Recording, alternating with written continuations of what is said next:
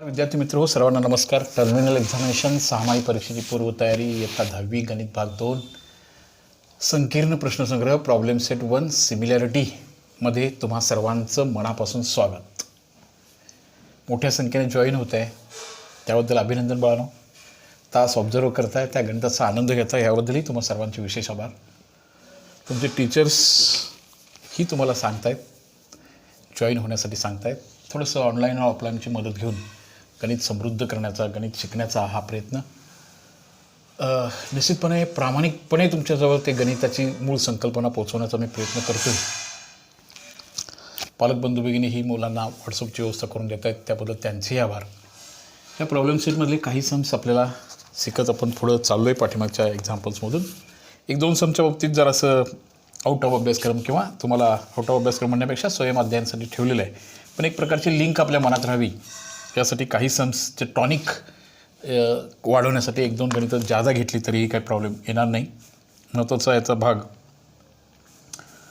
घेऊया आणि हा प्रॉब्लेम सेटकडे आपण जाऊया. चला, ह्यातल्या 10व्या गणिताचा आपण विचार करणार आहोत. Problem set 1. पालक बंधू भगिनींना विनंती आहे, मुलं गणिताचा अभ्यास करत असताना, गणिताचा तास अटेंड करत असताना वही पेन पेन्सिल घेऊन बसतात की नाही बघणं, हेही तुमचं काम आहे. मुलांना अदर गोष्टीतून बाहेर काढून अभ्यासामध्ये रुजवणं, अभ्यासामध्ये आणणं, हाही गणित मैत्री चॅनलचा प्रमुख हेतू आहे. ठीक आहे बाळांनो. त्याला 10वं सम बघा कसं आहे. अशी एक फिगर दिली बघा त्याने. त्या फिगरमध्ये एक ट्रायंगल आहे. त्या ट्रायंगलचं नीट निरीक्षण तुम्ही केलात तर काही गोष्टी अशा दिसायला चालू होतात. अँगल इथं असं आहे. सेमीचं पुस्तक माझ्याकडे आहे, असू दे, मराठी आणि सेमीच्या दोन्ही मुलांना उपयोगी पडेल असं रीतीचं कन्स्ट्रक्शन आपण करतो. इथं बी आणि सीचे दोन बायसेक्टर आहेत. याचं इथं अँगल हा बी आहे, त्याचा एक बायसेक्टर आहे. तो पुढेपर्यंत वाढवला काय न वाढवला काय, किंवा इथंपर्यंतच ठेवतो, त्याने इथंपर्यंत ठेवला असा. त्यानंतर सी हा अँगलचा एक बायसेक्टर आहे, इथं आहे याचा पण. इथं हा आणि हा भाग सी, इथं ए नाव आहे, आणि हे दोन्ही अँगल बायसेक्टर्स मधून जाणारी एक लाईन आहे इथं. ही बघा, ही लाईन आहे. इथं एक्स आहे आणि इथं आपलं नाव आहे ते वाय आहे. इथं काही गोष्टी दिलेत बघा त्याने. काय दिलेत, याचीला मी 5 घ्यायला सांगितले, ए बीची. त्याच्यानंतर बी वाय, बी सी 6 आहे बघा, बी सी 6, ए सी आहे 4, आणि हा बी सी आहे सगळा 6 असा. आणि आपल्याला ह्याचं गुणोत्तर शोधायला सांगितले बाळांनो. कोणाचं बघा बरं, ए एक्स आणि एक्स वाय ह्याचा रेशो किती असेल असा प्रश्न इथं आहे. तुमच्या थोडंसं सेल्फ स्टडीचा भाग असला तरी पण आपण ते नीटपणे समजून घेऊया. म्हणजे आपल्याला हे गणित सोडवत असताना थोडंसं आपल्याला काही गणिताचं ते टेक्निक आहे ते आपल्याला पुढच्या विचार प्रवाह, हा जो भाग आहे इथला, हा आणि हा कोण पण बायसेक्टर आहे, असा बायसेक्ट होतो आहे. तर ह्याचं गुणोत्तर काढा असा भाग आहे. ए बी आहे, बी सी आहे 6, आणि मग आपल्याला तिथं त्याच्या बाबतीची ह्या गुणोत्तराची व्हॅल्यू त्यांना शोधायची आहे. प्रॉब्लेम कुठलंही कठीण असतं बाळांनो. ती संबोध संकल्पना मॅथ्स सेकंडमध्ये समजावी अशी अपेक्षा असते. मन लावून ऐका, मन लावून तुमच्यापर्यंत अंतःकरणापासून ती कन्सेप्ट पोहोचवण्याचा मी प्रयत्न करतो आहे. इथं एक भाग असा असतो बघा की तुम्ही ट्रायंगलचा एखादा अँगल बायसेक्ट झाला असेल, एखाद्या कोणाचा कोन दुभागला असेल, त्या एका त्रिकोणापुरतच तो कोन दुभाजकाचा गुणधर्म लागू पडतो. इन ट्रायंगल बघा, in triangle A B Y मध्ये कोन दुभागलेला आहे, त्यामुळं तिथं आपण कोन दुभाजकाचं प्रमेय वापरूया बाळा. जो कोन दुभागला गेला आहे, नीट बघा जरासं, जो कोन दुभागला गेला आहे हा म्हणजे हा बी कोणाचे 2 भाग झाले. तुम्ही फक्त इथंपर्यंतच बघताय. इथं त्या कोणाच्या बाजूचं गुणोत्तर हे समोरील बाजूच्या विभाजनाच्या प्रमाणात असते. त्यामुळे पहिलं सेंटेन्स असं लिहितोय, A B upon B Y is equal to yes A X upon X Y. Okay. कोन दुभाजकाचे प्रमेय, कोन दुभाजक angle bisector theorem in triangle A B Y.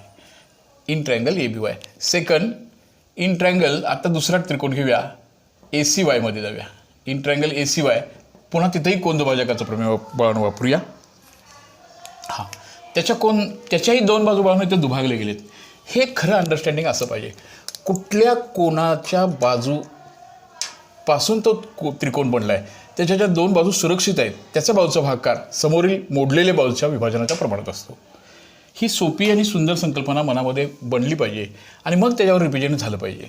गणित अवघड नाही, पण संकल्पना समजून घेणं हे आपलं काम आहे. इथं ए सी एक बाजू आहे बघा सुरक्षित, त्यानंतर आहे बघा सी वाय, आणि परत त्याचं उत्तर येणार आहे ए एक्स आणि एक्स वाय. In triangle. आता याचं जर काळजीपूर्वक आपण निरीक्षण करायला लागलो तर आपल्याला असं दिसतं इथं. हे बघा, थोडं बेसिकली येतं आपण. आता हा जो ए एक्स अपॉन एक्स वाय आहे हा झाला आता ए बी अपॉन बी वाय बरोबर ए सी अपॉन सी वाय. हे फ्रॉम 1 and 2, 1 आणि 2 वरनं, 1 आणि 2 वरनं असं लिहिता येईल आपल्याला. 1 आणि 2 वरून ह्याची किंमत आपल्याला शोधायला सांगितली बाळांनो. ह्याची किंमत हे बघा, ह्याची किंमत आपल्याला शोधायला सांगितल्या. ह्याची किंमत ह्या दोघांच्या समान असणार आहे. मग 9वीमध्ये असताना समान गुणोत्तरचा सिद्धांत असा होता. हा काय होता समान गुणोत्तर सिद्धांत? समजा की तुम्हाला 1/2 आणि 2/4 समान आहे की नाही सांगा. मग समान गुणोत्तर सिद्धांत सांगतो वरच्या दोघांची बेरीज करा आणि खालच्या दोघांची बेरीज करा, तरीही उत्तर 1/2च येतं. तोच भाग आपण इथं वापरतोय. म्हणजे याची जी किंमत आहे ती याच्याशी एवढी आहे, पण मी वरच्या दोघांची बेरीज केली तर खालच्या दोघांची सुद्धा ए बी अपॉन काय होतं बघा बरं इथं बी वाय.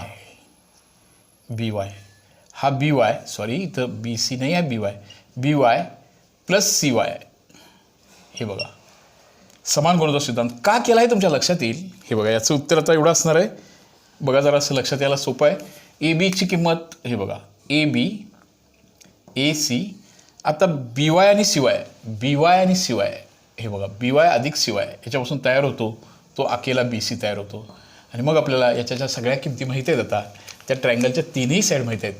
ए बी आहे, बी सी आहे, ए सी आहे. मग याच्या किमती आपण भरतोय.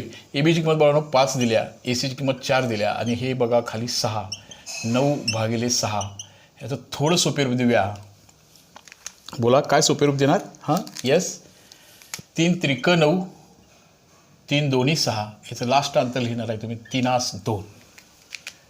परत आणखीन एकदा बघा, अँगल बायसेक्टर थेरम काढून टाकला आहे किंवा तो अभ्यासक्रमात येणार नाही असं न करता आपण हे थोडंसं विचार प्रवाह करूया. स्वयंअध्ययनासाठी म्हणून हा विचार आपण निश्चित करूया. ह्याचा उपयोग आपल्याला असा करून हे प्रॉब्लेम सॉल्व्ह करता येईल. आलं का लक्षात बाळांनो? परत एकदा बघा, गणित एन्जॉयफुली शिकूया आपण, एन्जॉयफुल करूया. त्यासाठी गणित संकल्पना समजून घेऊया. मी तुमच्याबरोबर आहे, तुमचे टीचर्स आहेत, पालक आहेत. गणित समजून घेऊया जे आपल्याला पुढच्या स्टडीसाठी बाळांनो. Mathematics is fundamental stone of all sciences. गणित हा सर्व शास्त्रांचा पाय आहे. त्यात मॅथ्स सेकंडवर मुलं नाराज असतात, ती मनापासून क्लिअर झाली पाहिजेत. या ट्रायंगलमध्ये आपण कोण दुभाजक वापरला, A B upon B Y is equal to A X upon C Y. या ट्रायंगलमध्ये हे वापरला. हेही त्रिकोणाचं विभाजन करता येणं, एकाच वेळेला एका त्रिकोणाकडे बघणं, हेही बाळांनो खरं स्किल आहे. ते करायला शिका. इथं वापरलं ह्याचा अर्थ हे सारखं आहे. मी याचं निरीक्षण केलं, लक्षात आलं बी वाय आणि शिवायची बेरीज, म्हणजे हा बी सी तयार होतो.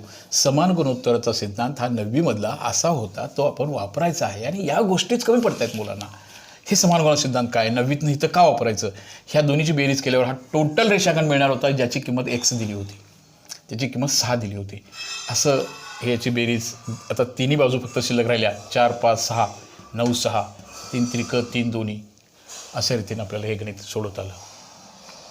ओके बाळांनो, परत एकदा नीट लक्षात घ्या, परत एकदा ऐका, नीटपणे सेल्फली ट्राय करा, सेल्फ समजून घ्या, म्हणजे गणित मजबूत होईल, गणित चांगल्या रीतीने तुम्हाला समजेल. ओके बाळांनो, असं हे 10वं गणित होतं. चला तर मग पुढे जाऊया. गणित शिकण्यासाठी पुनश्च एकदा बाळांनो तुम्हाला रिक्वेस्ट करतोय, गणित सर्वजण शिकूया. मोठ्या संख्येनं दररोजचे जॉईन्स होत आहेत. त्या मुलांना विनंती आहे बाळांनो की हे पहिल्यापासूनचे लेक्चर्स अटेंड करा. फारसा वेळ लागणार नाही. तुमच्याकडं मोबाईल ज्या वेळेला पप्पा मम्मींच्याकडून उपलब्ध करून घ्याल त्याच्या वेळेला तुम्ही निवांतमध्ये हे शिका आणि मग तुम्ही प्रॉब्लेम सेटकडे या. आपल्याला ऑनलाईन ऑफलाईनचं कॉम्बिनेशन करून हे वर्ष नाही का आपण हे अभ्यासक्रम कसा घेतो तो माहिती आहे बाळांनो, कसा घेतात. शाळेतले सगळे तास, त्यानंतर ज्यादा तासाला सगळं रिव्हिजन, त्यानंतर आठवड्याला टेस्ट, त्यानंतर पप्पा मी क्लासला लावतात. कशासाठी हे सगळं? अचूकता येते ती सरावातून. सराव व्हावा, जास्तीत जास्त वेळा ते ऐका, जास्तीत जास्त वेळा ते लर्न करा आणि स्वतः सोडवा. म्हणजे तुम्हाला ते गणित कळेल, म्हणजे तुम्हाला ते लिहिता येईल. स्वतः सोडवायचं आहे, सेल्फ स्टडी करायचं आहे आणि मग आपल्याला ते शिकण्यासाठी निश्चितपणे उपयोग पडेल. We are enjoyful, we have taken that things. गणित एक आनंद म्हणून शिकूया. ओके बाळांनो, चला. 10व्या गणितासारखा सम हे सगळ्याच परीक्षेमध्ये असतं. परवाच्याच चाचणीमध्ये, 6 माहीमध्ये अशा प्रकारचे गणित सगळीकडं असतंच. थोडं 9thवरती पुन्हा डिपेंडिंग आहे. 9thवरती डिपेंड असणाऱ्या गोष्टी कळण्यासाठी बाळांनो मी 9वीचाही सगळा अभ्यासक्रम पूर्णपणे घेतलेला आहे. इयत्ता 8वी 9वी 10वीसाठी आपलं गणित मैत्री चॅनल आहे. पुन्हा हार्टली रिक्वेस्ट करतो बाळांनो, गणित मैत्री चॅनलला सबस्क्राईब करा, पहिल्यापासूनचे लेक्चर्स अटेंड करा, मित्रांना सांगा. मी तुमचे मॅथ्स टीचर तुमच्याबरोबर आहोत. गणित टीचरांचे आभार, त्यांनी आपल्या मुलांना आपल्या चॅनलला जॉईन होण्याचा मार्गदर्शन केलं, त्याबद्दल तुम्हा सर्वांचे शतशः आभार. तुमचे मॅथ्स टीचर आणि मी वेगळे नाही आहे. सर पण तास घेतच आहेत, मी पण तास घेतो आहे. फक्त ह्या टेक्नॉलॉजीचा फक्त फरक आहे. ज्या टेक्नॉलॉजीनं आपण हे शिकायला आलो आहे त्या टेक्नॉलॉजीवाल्यांचा आनंद वाढवण्यासाठी बाळांनो गणित मैत्री चॅनलला सबस्क्राईब करा. I am heartly request to you. हा असा प्रकारचा एक ट्रॅपिझमचं सम हे सगळ्या ठिकाणी दिसतंय आणि सोपंही असं. ट्रॅपिझम म्हटलं की परत आता ADPBC ट्रॅपिझम आहे. हा काय आहे बघा बरं, हा आहे तो इथं segment AD parallel to the BC समान. हा समलंब चौकोनामध्ये एक बाजूंची जोडी नक्की समांतर असते, ती आहेच इथं. आणि त्याच्यानंतर हे असे डायगोनल एकमेकांना बायसेट करतात Pमध्ये. आणि तुम्ही प्रूव्ह करा. काय प्रूव्ह करायला सांगितले बाळांनो इथं? प्रूव्ह दॅट, सिद्ध करा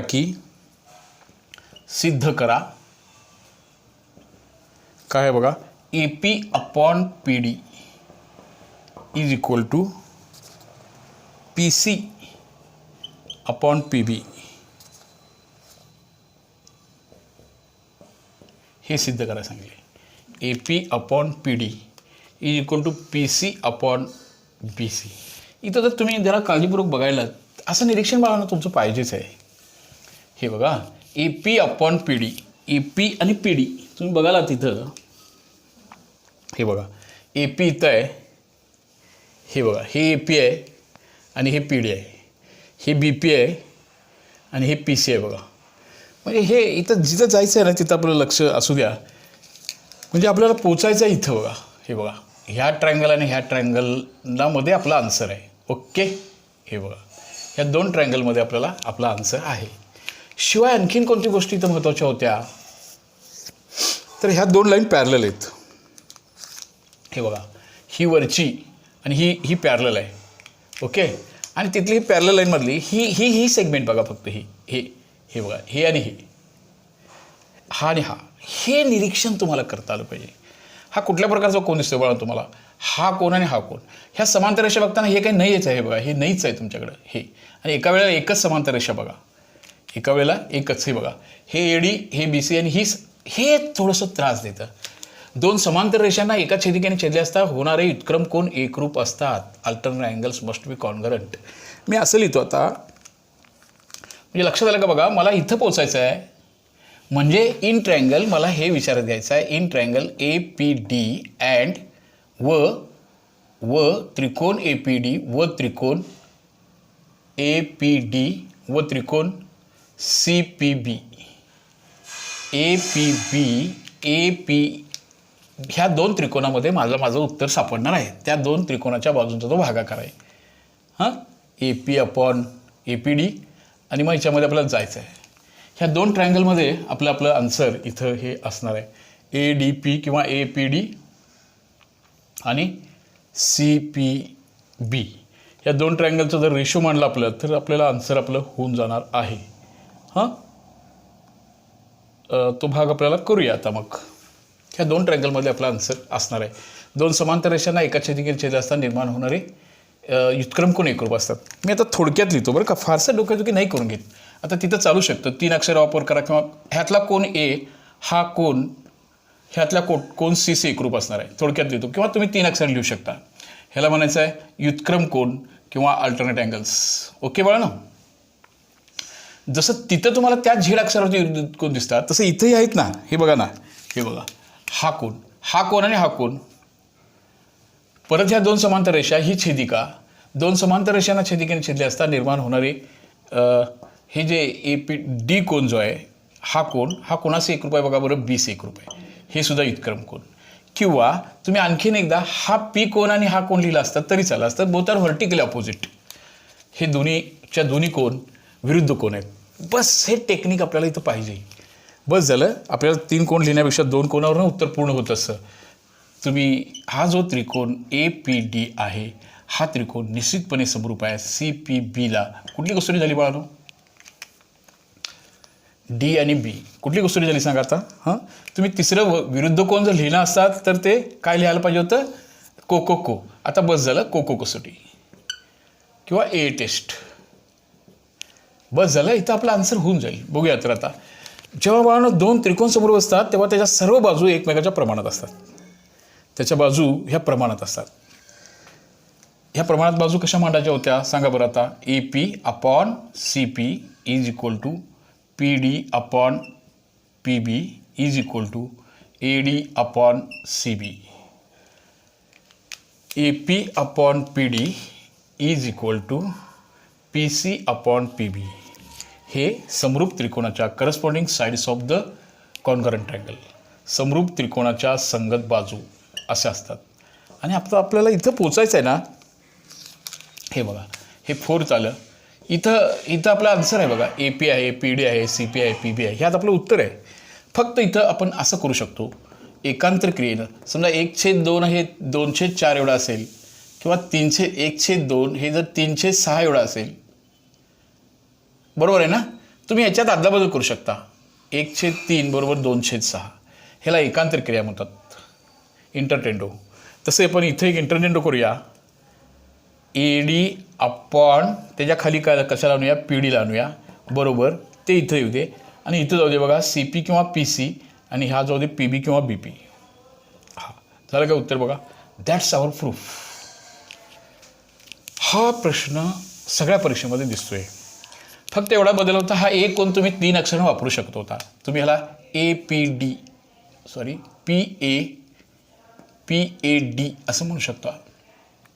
C कोणाला तुम्हाला ACB किंवा PCB असं म्हणू शकता. म्हणजे 3 अक्षरांनी लिहू शकता. नको फारसा गोंधळ नको. A आणि C एवढं समजलं तर बाद झालं.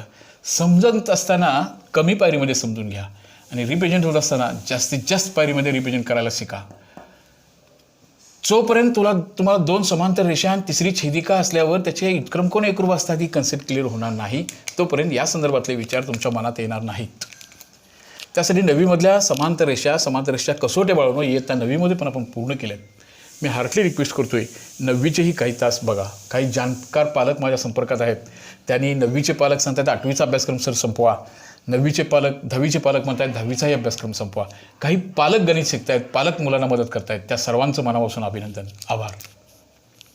तर हा गोष्ट निश्चित अवघड नाही, पण विचार करायला आपल्याला तर्कशास्त्र सुधारण्यासाठी आपलं तार्किक लँग्वेज हा मॅथ्स सेकंड उपयोगी पडणार आहे. तार्किक विचार करण्याची क्षमता मुलांच्यामध्ये वाढावी अशी अपेक्षा आहे. असं बाळांनो, याच्यावरचं एक सम आपल्याला निश्चितपणे सोडवायचं आहे. तुम्हाला सर्वांना पुन्हा हार्डली रिक्वेस्ट करतोय, पहिल्यापासूनचे लेक्चर्स अटेंड करा. आधीमध्ये अटेंड केला तर बाळांनो हे नाही करणार तुम्हाला. सामाईचं वेल प्रिपरेशन आपण करतोय. शाळेतले स्कूलचे टीचर तुमच्याबरोबर आहोत, आपण आहोत. थोडासा वेळ काढा गणित शिकण्यासाठी. ज्यांना उच्च शिक्षण घ्यायचं आहे सगळ्यांनाच घ्यायचं आहे. गणित हे मजबूत असायला पाहिजे. गणित हा सर्व शास्त्रांचा पाया आहे. गणितासाठी जास्त वेळ खर्च करणं ही आज गरज आहे. ओके, चला तर मग पुढे जाऊया. याच्यावर डिपेंडिंग असणारा कोणता प्रश्न आपल्याला हीच फिगर सगळी परत याच्यामध्ये हेच सगळं परत फक्त न्यूमरिकल नंबर्स दिले असतील तर हे प्रॉब्लेम कसं सॉल्व्ह करायचं. मुलं थांबतात, फक्त थोडीशी विचार करणारीच मुलं जातात पुढं घेऊन. थोडा विचार करायला तुम्ही शिकायचं आहे सगळ्यांनी. गणित सोपं आहे, ते अधिक चांगल्या रीतीनं समजण्यासाठी जरा लक्षपूर्वक ऐकणं गरजेचं आहे बाळांनो. गणित शिकण्यासाठी म्हणून ऐका, काय ते कधी खाताना पण आणि शिकताना पण कधी कंजूसपणा करायचं नाही, मनापासून करायचं सगळं. ओके, चला तर मग गणित मैत्री चॅनलला बाळांनो सबस्क्राईब करायला मात्र निश्चित विसरू नका. पहिल्यापासूनचे सगळे लेक्चर्स बघा, गणिताचा आनंद घ्या, आमची ताकद वाढवा, आमची एनर्जी वाढवा. तुम्हाला हे माझं कळतं आहे थोडंसं. मीही तुमच्यासमोर जवळजवळ 400 तास तुमच्याजवळ उभारणार आहे. जवळजवळ 200 तास होऊन गेलेत आपण आहोत, आणि तुम्हीही तेवढ्याच चांगल्या रीतीचं सहकार्य करायला अशी अपेक्षा. गणित मैत्री चॅनलला सबस्क्राईब करायला मात्र विसरू नका. न्यूमरिकलमध्ये बाळांनो ह्याच्यावरचा प्रश्न सगळ्या पेपरमध्ये येणारा किंवा सगळीकडे असणारा हा एक प्रश्न, परत हीच फिगर आहे, फक्त नंबर्स दिले आणि आपल्याला एक किंमत काढून सांगितली. पुन्हा हेच सगळं. समलंब चौकोन ABCDमध्ये इन ट्रॅपिझम ABCD असा आहे. परत ही मगाचीच आकृती करतो, परत हेच करणं. नावं थोडीशी असे आहेत बघा, इथं ABCD असं आहे. तुमच्या अशा दृष्टीनं बघायला सुरुवात करा. हा समलंब चौकोन आहे, हा समलंब चौकोन आहे. इथं ABची लांबी दिलेली आहे 20. हे बघा AB 20, काय दिले बघा, AB 20 हे. त्यानंतर DC आहे 6. त्याच्यानंतर OB आहे 15. इथं O आहे, OB आहे 15. आणि ODची लांबी किती असेल असं विचारलं आहे. हा समलंब चौकोन आहे, आणि त्याच्यामध्ये समलंब चौकोनाच्या डेफिनेशननुसार एक बाजूंची जोडी ही समांतर असते, तशी ही AB आणि CD एकमेकांना समांतर आहेत. आणि मग तिथं तुम्ही कसं विचार कराल. इथं असं आहे, हा समलंब चौकोन आहे, ह्या दोन बाजूंच्या जोड्या समांतर आहेत. इथंपर्यंतचं नॉलेज त्याने आपल्याला दिले, बाकीचं डिसिजन तुम्ही घ्या. निश्चित परत त्रिकोणाच्या 2 बाजू दिलेत, 2 बाजू काढायला सांगितलेत, आपल्याला गणित सोडवता येईल, काय प्रॉब्लेम नाही. एखादी बाजू जर दिली नसेल तर ती आपल्याला काढता येते प्रमाणाच्या मूलभूत प्रमेयानुसार वगैरे, पण तसं नाही आहे. इथले 2 त्रिकोण समरूप आहेत. आता त्रिकोण मी असं म्हणतो, त्रिकोण DOC व त्रिकोण वरचा किंवा COD म्हणू का, ठीक आहे, COD आणि AOB मध्ये, ह्या 2 ट्रायंगलमध्ये आपला आन्सर आहे. ह्या 2 ट्रायंगलचा विचार आपण करणार आहोत. इथं बाकीच्या गोष्टी सपोर्टेड म्हणून वापरतो आपल्याला, ती लाईन आहे त्याच्याशी. परत इथं बघा, मी तर फारसा गोंधळ नको म्हणून परत सांगतो तुम्हाला, ही आणि ही रेषा समांतर आहे, हे त्याचे व्युत्क्रम कोण आहेत. ही आणि ही रेषा समांतर, हे त्याचे व्युत्क्रम कोण. म्हणजे हा D हा कोणाशी काय सांगा, B एवढा आहे. ह्यातला जो कोण D आहे तो कोणा एवढा आहे सांगा बरं, कोण B ला आहे. काय कारण, व्युत्क्रम कोण. तुम्ही व्हर्टिकली अपोजिट ट्रायंगल्स म्हणून AOB आणि COB वापरू शकत होता. AOB आणि COD वापरू शकत होता. आणखीन एकदा वापरूया, मी असं वापरतो, हे पण बघा बरं, ही पण व्युत्क्रम कोणाची जोडी आहे. मग ह्यातला कोण C हा कोणाशी एकरूप आहे सांगा. आता C हा AC एकरूप आहे. पुन्हा हे व्युत्क्रम कोण झाले. पुन्हा अशी अवस्था तयार झाली, त्रिकोण COD समरूप त्रिकोण AOB. ह्याचा C हा A एवढा आहे, ह्याचा D हा B एवढा आहे. आणि त्यामुळे ही कोणती कसोटी झाली सांगा बरं. आता कोको कसोटीनुसार हे 2 त्रिकोण समरूप आले. हे C हा A एवढा आहे, COD हा ट्रायंगल AOBला समरूप आहे. बस झालं. आता गणित हे सोडवायला फारसा दम राहिला नाही, पण इथंपर्यंत येण्यासाठी थोडंसं आव्हान इथं होतं. 2 त्रिकोणांना समरूप दाखवा असं त्यांनी सांगितलं नव्हतं, आपल्याला दाखवायचं होतं. त्याची हेल्पलाईन होती, हे आणि ह्या 2 रेषा समांतर आहेत. 2 समांतर रेषांना एका छेदिकेने छेदले असता निर्माण होणारे व्युत्क्रम कोण बाळून एकरूप असतात. हे आपलं 9वीचं नॉलेज आहे, ते आत्ताच शिकायला पाहिजे. आता ते डन करायला पाहिजे. या गोष्टी तुमच्याकडून ह्या झाल्याच पाहिजेत. समजा अशी एक लाईन आहे, अशी एक लाईन आहे, ही त्याची छेदिका आहे बघा. हा कोण आणि हा कोण व्युत्क्रम कोण आहे याच्यावरचा विश्वास तुमचा असला पाहिजे. यासाठी बाळांनो 9वीचेही लेक्चर्स अटेंड करा. 9वी गणित मैत्री चॅनलला सबस्क्राईब करा बाळांनो. आणि मग तुम्हाला ह्याही गोष्टी आपण व्युत्क्रम कोण कसोटी काय, त्याचा व्यत्यास काय, ह्या सगळ्या गोष्टी आपण शिकलोय. परत परत रिक्वेस्ट करतो, ह्या प्रकारचं गणित परीक्षेमध्ये येणार आहे, आपल्याला ते करायचं आहे. परीक्षेसाठी म्हणून नको, आपल्याला गणित समृद्ध करायचं आहे, सदृढ करायचं आहे, चांगल्या रीतीने शिकायचं आहे. तर अशा एनर्जेटिक गोष्टी आपल्याला पटपट करता यायला पाहिजेत, त्या आनंदानं झाल्या पाहिजे. ठीक आहे बरोबर. चला मग अजूनही गणित पूर्ण झालं नाही, पण गणिताच्या हर्टला आपण पोहोचलो. हां ठीक आहे. हे 2 त्रिकोण CO पहिली बाजू प्रमाणात. आता गोंधळून जायचं नाही, बाजू प्रमाणात पहिली 2 अक्षरं दुसरी 2. OD OB CD आणि AB. CD आणि अपॉन. ह्यातल्या CO आणि AOच्या बाबतीत ना दिलं नाही ना घेतलं नाही, त्यामुळे ह्याला ड्रॉप करूया. द्यायला पण सांगितले नाही ह्यातली कुठली किंमत आणि काढायला पण सांगितली नाही, म्हणून त्याला आपण ड्रॉपच करून टाकूया. आता ह्या गोष्टीमध्ये ह्याच्यामध्ये जर आपण बेसिक व्हॅल्यू वापरलो तर आपलं प्रॉब्लेम सॉल्व्ह होऊन जातं. इथं बघा आता जरा OD दिलेला नाही आहे, तो शोधायला सांगितला आहे. OB खाली दिसणार नाही म्हणून इथं बघा तुम्हाला. इथं बघा OD दिला नाही आहे, हा इथं X घेतला. OB बरोबर OB CD 6 आणि काय बघा AB लास्ट आहे. CD 6 AB 20. आता बघा हे माहिती झाले तुम्हाला, हे कसं करायचं असतं ते माहिती आहे ना. हां असं करायचं असतं. तिरकस गुणाकार करण्यापेक्षा X बरोबर 6 गुणिले 15 भागिले 20 बरोबर.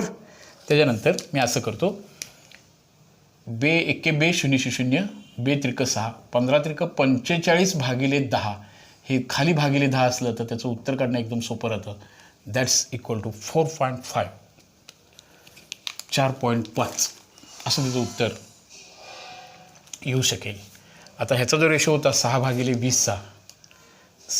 20चा जो रेशो होता इथं होता बघा 6 भागिले 20चा आणि 4.5चा आणि 15चा हाही भागाकार म्हणजे हाही तोच येईल. म्हणजे 4.5 म्हणजे 45 आणि हे 15 त्रिक 45 15 सख्ख 15 1 15 15 0 0 15 त्रिक 45 310 आणि याचं पण उत्तर 310. अशा रीतीनं हा जो OD आहे त्याची लांबी आता 4.5 येईल. समजलं का. परत एकदा बघा सगळ्यांना नीटपणे. तर इथं असं आहे, 2 त्रिकोण समरूप त्रिकोण दाखवणं हे डिसिजन स्वतः घ्यायचं होतं. जीवनातली बरीचशीच आयुष्यातली भरपूर गोष्टी आपल्याला स्वतःच निर्णय घ्यायचे आहेत, सेल्फ डिसिजन घ्यायचं आहे. त्यापैकी काही निर्णय आत्ता घ्यायला शिकायचे आहेत.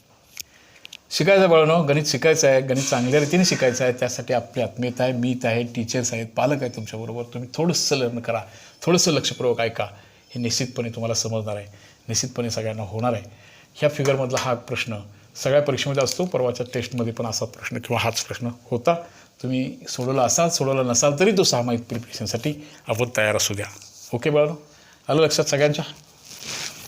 असा हा भाग आपल्याला लर्न करत पुढं जायचं आहे. असं आपल्याला काही गोष्टी शिकायच्या आहेत, आपल्याला करायचं आहे. ओके, पुन्हा एकदा तुम्हा सर्वांचं हे ह्याच्यामध्ये हे फिगर दिलं होतं. हे 2 त्रिकोण समरूप दाखवण्याचं आहे.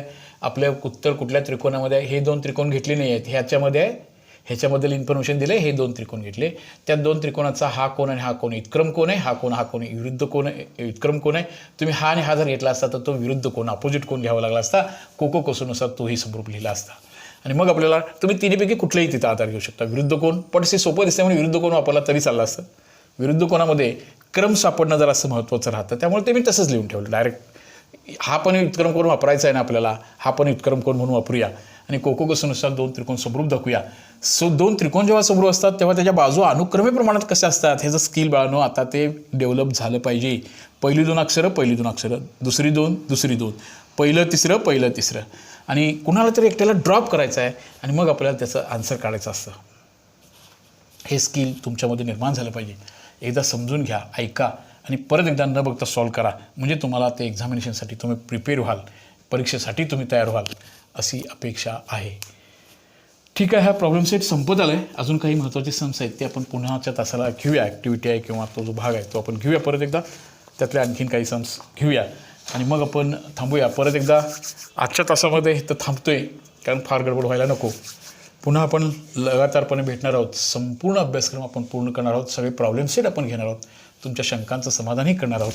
बरीचशीच मुलं प्रॉब्लेम सोडवत आहेत, टाकत आहेत, माझ्या शंका डिस्कस करत आहेत. त्या सर्वांचं मनापासून अभिनंदन. थोडंसं गणित शिकण्यासाठी म्हणून बघा, मजा म्हणून बघू नका. शिक्षण हे थोडंसं औषधाच्या गोळीसारखं असतं. घेताना कठीण वाटतं, पण त्याचे फायदे फार चांगले असतात.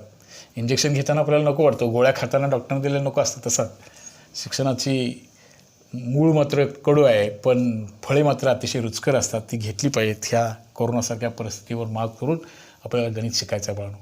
मी तुमचे मॅथ्स टीचर, आम्ही सर्वजण तुमच्याबरोबर आहोत, पालक आहोत. पुन्हा एकदा हार्टली रिक्वेस्ट करतो आहे, हां, माझं मूल्यमापन बाळांनो करतो आहेत. लोक मला विचारत आहेत तुमचे सबस्क्रायबर किती आहेत. त्यातमध्ये मात्र मला फारच पाठीमागे ठेवलात अजून तुम्ही. हार्टली रिक्वेस्ट टू यू, गणित मैत्री चॅनलला सबस्क्राईब करा. गणित बघत चला, दररोज काही लर्निंग करत चला. निश्चितपणे अंतःकरणापासून गणित तुमच्यापर्यंत पोहोचवण्याचा तमाम प्रयत्न आहे. तुमचे मॅथ्स टीचर तुमच्या समोर आहेत असं समजा. सरनी ज्यावरती सांगितले तुम्हाला जॉईन व्हायला, ह्याचा अर्थ सर ही आमच्या मताशी ॲग्री आहेत. सरांशी माझं डिस्कशन होतं आहे तुमच्या पण. ठीक आहे बाळांनो, ओके.